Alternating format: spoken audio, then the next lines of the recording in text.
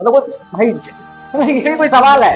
मतलब हंस लो थोड़ा सा यार, हंस लो, यही कोई सवाल है? देखो ये है लॉ ऑफ कांस्टेंट प्रोपर्टी, ये है लॉ ऑफ कांस्टेंट प्रोपर्टी।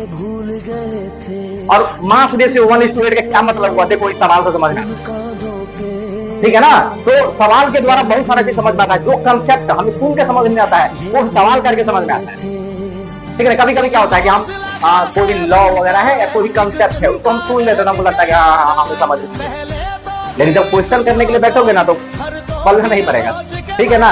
इसीलिए न्यूमेरिकल टफ होता है कि जब आप 11th 12th जाओगे IIT या नीट का तैयारी करने तो वहां पे यही खेला होता है, ठीक है? बोर्ड के लिए सब रट्टा मारने का आदत पड़ा हुआ है, डेफिनेशन याद कर लिया हो गया।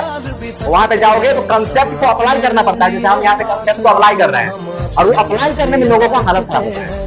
और इसीलिए बड़े तेज विद्यार्थी को आपने देखा होगा 10वीं के बाद फ्लॉप मारता है, 10th और फ्लॉप मारता है, ठीक है? तो मेन कारण वो होता है वहां पे कंसेप्ट को अप्लाई करना है या बोर्ड नहीं करना, कंसेप्ट को रट्टा मार के जाओ और धड़क से पलट को एग्जाम के कॉपी में आ जाएगा नंबर, ठीक है ना? तो ये वहां नहीं चलता है। चलिए सब अपने नजरिए पास रखो, हम अपना नजरिया रखते